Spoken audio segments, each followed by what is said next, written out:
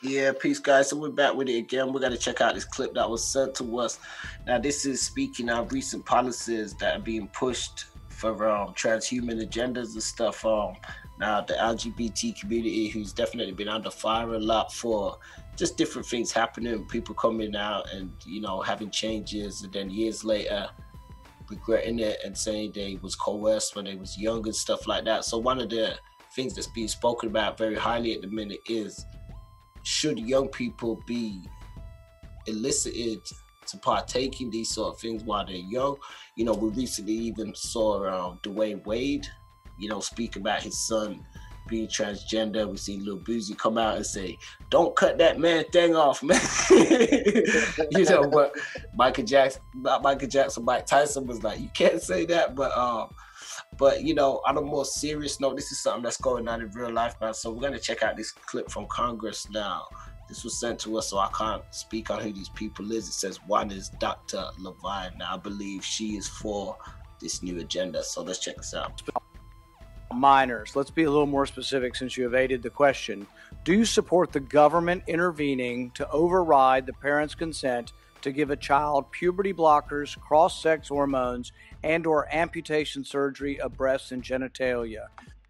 So what he's talking about is, does she authorize or support the government intervening over the parents to allow that? So let's say, for instance, a young person may want to explore that notion and their parents are not with it, but I don't know how it will be set out with the government or somebody saying, well, we think it should be done. So let's check. For transgender medicine. The specific question was about minors. Let's be a little more specific since you evaded the question. Do you support the government intervening to override the parent's consent to give a child puberty blockers, cross-sex hormones, and/or amputation surgery of breasts and genitalia? You have said that you're willing to accelerate the protocols for street kids. I'm alarmed that poor kids with no parents who are homeless and distraught, you would just go through this and allow that to happen to a minor. I would hope that you would have compassion for Kira Bell, who's a 23-year-old girl who was confused with her identity. At 14, she read on the internet about something about transsexual. She thought, well, maybe that's what I am. She ended up getting these puberty blockers, cross-sex hormones. She had her breasts amputated. But here's what ultimately she says now. And this is a very insightful decision from someone who made a mistake but was led to believe this was a good thing by the medical community. I made a brash decision as a teenager, as a lot of teenagers do, trying to find confidence and happiness, except now the rest of my life will be negatively affected, she said, adding that the medicalized gender transitioning was a very temporary, superficial fix for a very complex identity issue. What I'm alarmed at is that you're not willing to say absolutely minors shouldn't be making decisions to amputate their breast or to amputate their genitalia. For most of our history, we believe that minors don't have full rights and that parents need to be involved. So I'm alarmed that you won't say with certainty that minors should not have the ability to make the decision to take hormones that will affect them for the rest of their life. Will you make a more firm decision on whether or not minors should be involved in these decisions? Senator, transgender medicine is a very complex and nuanced field, and if confirmed to the position of Assistant Secretary of Health, I would certainly be pleased to come to your office and talk with you and your staff about the standards of care and the complexity of this field. Let it go into the record that the witness refused to answer the question. The question is a very specific one. Should minors be making these momentous decisions? For most of the history of medicine. Yeah, so then we see a blatant, that's the end of the clip, of a blatant refusal from Dr. Levine, who, I could be wrong, but appeared to be transgender as well. That's not me. I was thinking that myself. I could be wrong. I ain't trying to offend nobody. I was thinking that myself, though, to be fair. Yeah, otherwise they're going to trip on YouTube and say, hey, that's a hate crime. Tell us, But nah, that's not the case. But, yeah, so, definitely, once again, something that's quite topical in the times that we're living in now. Human agendas, transgender, the assignment, I believe it's called, Now I'll say I'm no expert in this area, and once again, I'm also bound by these terrestrial terms, so I don't mean to lambast anybody's lifestyle choices or beliefs. That's their own ideology and stuff like that. How people may choose to identify themselves, especially in these days. You can identify yourself as indifferent. You can be wherever you want to be these days. Yeah, and so that's one thing, but coincided with that in the clip because it bodes two things to me. Yes, we do want to encourage to young people and minors that they can be what they want, as we just said. However, where do we draw these lines? Because we live in these times now where a lot of lines are becoming blurred. We hear rumblings of sexual consensual ages becoming lower. We hear different things happening just where people from a younger age are being given more responsibility of choice. Now, some may argue and say, you've had kids way back in different periods of time that have had to do sort of adult jobs at a young age, or have acted out roles within the adult sort of society. But in terms of something looking at something like this, like, gender reassignment, getting breast augmentations or possibly breast removals, and using different kind of hormones and changes and stuff like that. Do you feel this is something that should be left to minors to come with this decisions themselves? Or definitely not, man. Definitely not. Because at the end of the day, at that age, sometimes you can't even decide where you want to. Well, I mean, people still at our age, but can't decide what you want to have for breakfast, let alone making a lifelong decision like that. And the fact that the doctor's trying to swerve the question and not even answer that is fishy in itself. Because why would you be so happy to allow them to do that? That's not cool, man, at all. These are decisions they're gonna have to live with for the rest of their life. Now, let's say they hit an adult age and they really feel that way. They really feel like they want to, change their sexual gender to the opposite sex. I mean, hey, it's your life, whatever. I'm sure you'd be more able as an adult to live with that decision if you felt it was the wrong decision in the end. But as a child, it could be less than a week later that they regret that decision. And now what? So I feel, man, I think they're going too far to try and, override that. I think the parents should be involved in that. And I don't think even as a minor, whether the parents are involved or not, I think it should be illegal to do it as a minor. Yeah. I think it should be illegal to do it as a minor. Yeah, no, I definitely agree. And I mean, it's one of those ones where it's interesting because we have seen, a lot of uproars recently with people, against some of these things that are being introduced, and maybe not necessarily being so much against what's being introduced, but the ways that things are being introduced. So one of the things where it kind of, we seen a few years ago where they said they had like drag queens and stuff going into like schools and reading and doing more stuff with the kids and introducing them to ideas. Now, the guy in the clip, he aforementioned the concept where he said somebody was a 14-year-old, and as a youngster, your mind is got to be inquisitive, especially around times of like puberty and stuff, and times when you're developing and stuff. So he said this particular 14-year-old, they was confused in a state of wider confusion, but they thought something else was going on because of what they were seeing and being exposed to and sort of reading on the internet and stuff. So I'm not saying that that's going to necessarily happen from drag queens going into the schools, but what I'm saying is from the exposure to what people are being exposed to in some ways, and just the normalization of some things in society, which we have, but the idea of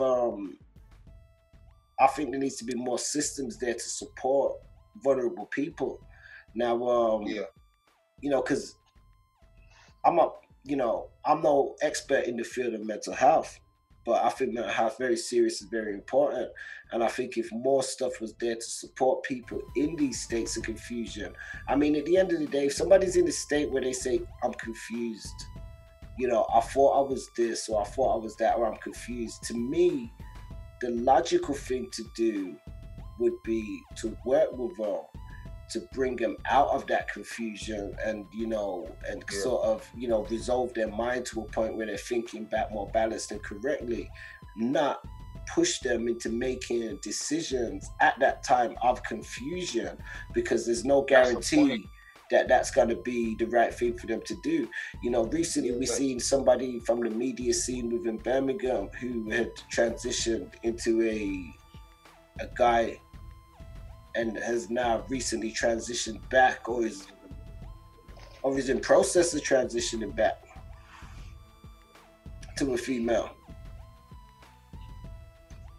Sorry, my bro.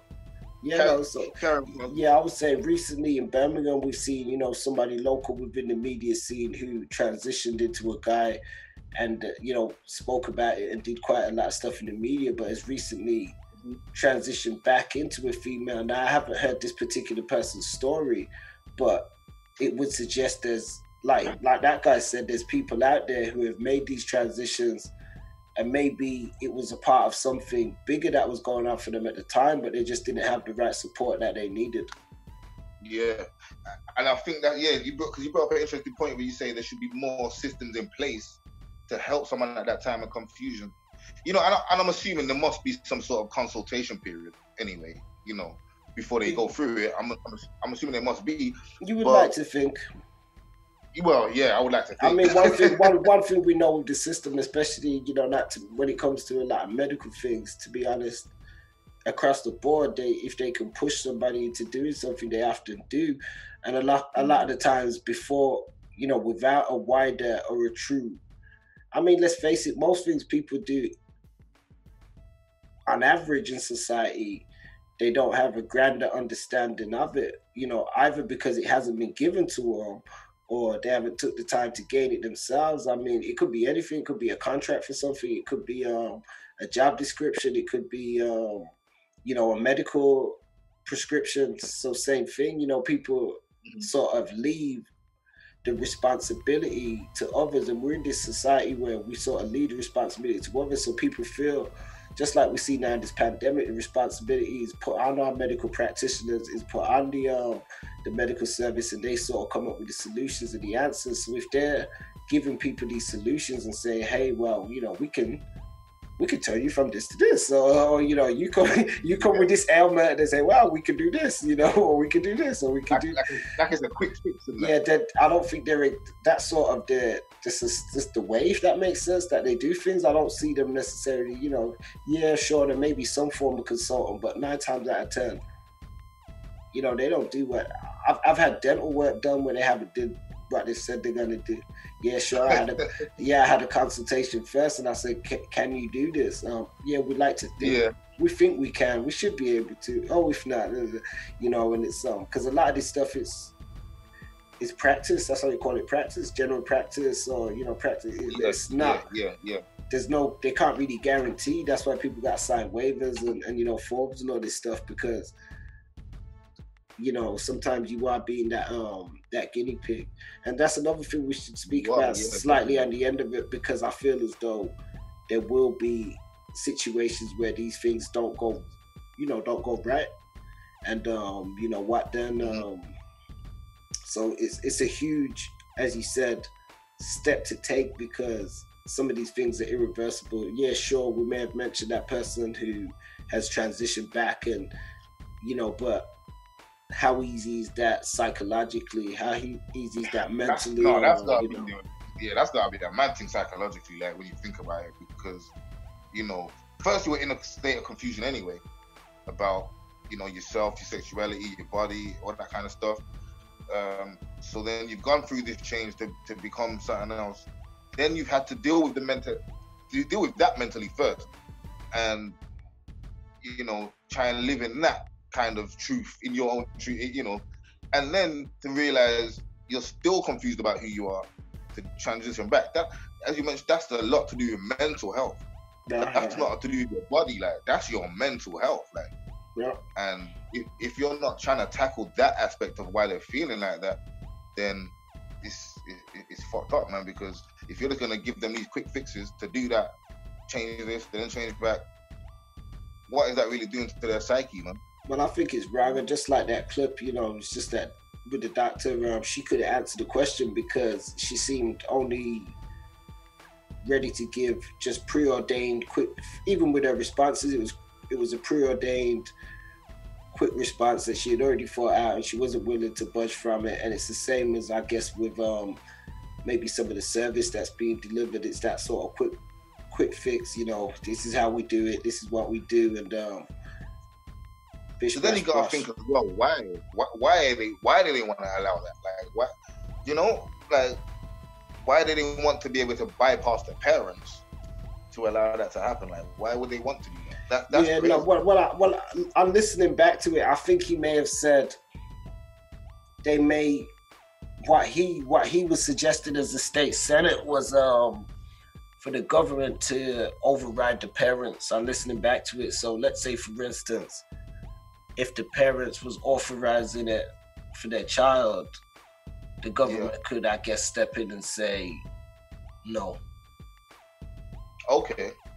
You know, I think that's what he was pushing for, to say to her, well, you know, his stance was, okay, these are minors, you know, they should be able, it should be able to be overridden, you know, so who knows who knows how all this stuff's been going down. As exactly, it sounds kind of seedy back end, like, you know, all this has been going on unregulated or what, you know, people have just been able to. That makes it even worse than like right there. So, you know, yep. So that's what it was. So I think, you know, from the stance she was taking, as you can see, it was you know, not willing to speak about the effects of things. You know, we always got to deal with cause and effect, and sometimes they want to just present a solution for what somebody's come with, but, you know, they don't want to deal with, you know, the full aspects of it. So the aftermath of that. Yeah. So, you know, I mean, I personally, you know, want to, if anybody's got any information on any petitions, if there's any attachment this, I'll attach them in the links and stuff. But I want to encourage people to just use their sound judgment and their own their voice while they still are able to, you know, because one thing that concerns me with a lot of this sort of society where we live in a lot of ways, it's got a very bully type culture when it comes to certain things, and mentality of if you don't believe as I do or think as I do, you're against me and you wish me harm, you know. So I think that kind of, so therefore I wish you harm. Yeah, so it's a bully mentality. That's what it is. It's passive aggressive. So it's them trying to be aggressive and elicit harm onto somebody else, but play the victim at the same time. So so I just want to be careful of that, because I feel as though when it comes to certain things and certain topics, you know, we do see a lot of that. But, you know, I don't stand in advocacy for a lot of the stuff that's happening now, you know, especially I see it as sort of experimentation on kids and as humans, you know, because I don't see the human being as a lab rat. That's just me personally, you know. So when it comes to certain things where we look at, and there's different ways, you know, as you said, when you're an adult, it's different. You know, you want to mutilate your body when you're an adult, it's different. Some people are into that. You know, you see them with all sorts of tattoos and piercings, and you know, you see some of the Ripley's, believe it or not, they, you know, they turn themselves into a cat or turn themselves into a, you know, got their tongue cut to make it look like this in their ears done. People do what, you know, there's people on the planet who have mutilated their bodies in all sorts of different ways, you know. It ain't really nothing new, but like I said, when you're an adult, it's kind of different, you know.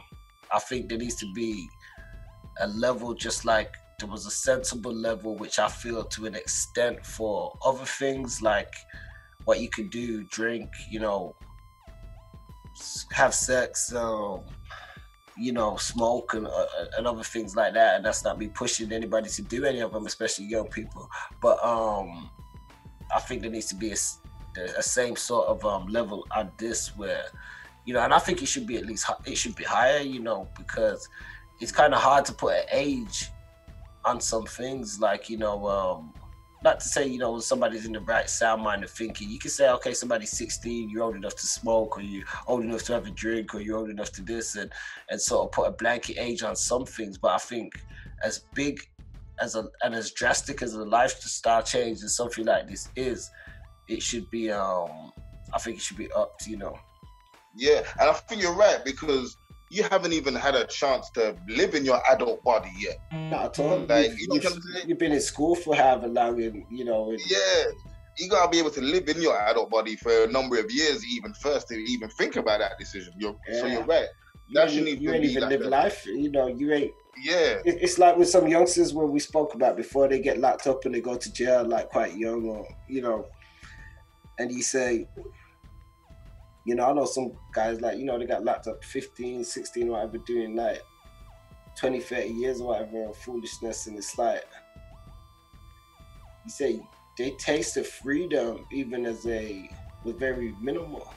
Because, you know, when you're I met a lot of young cats in jail, man. Yeah, when you're in school, like, you leave school like 16.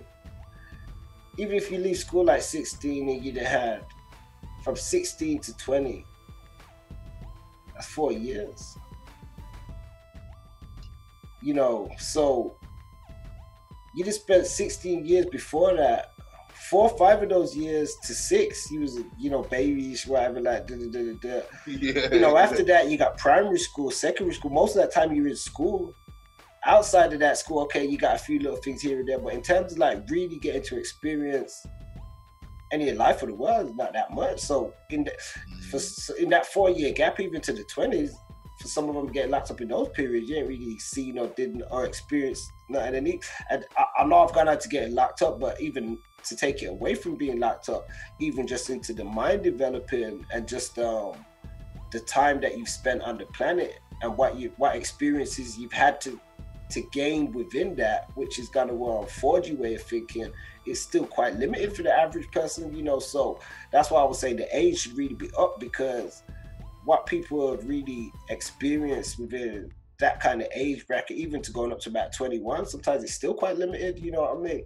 So to make decisions, like you would say, they haven't really stepped into your adult body. I feel as though you haven't even stepped into your adult mind, and that's where I was kind of going with it, you know.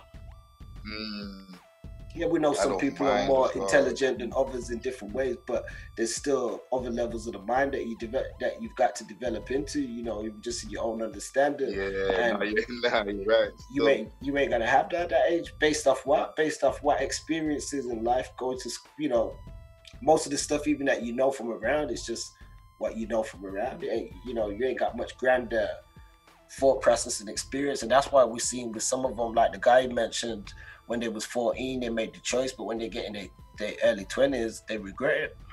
Because if they was left to when they was in their early 20s, they probably wouldn't make that decision by them. It's true. You know.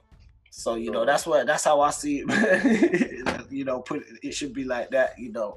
Let us know what you guys think. We're gonna put a button on it, and you know, let us know your thoughts.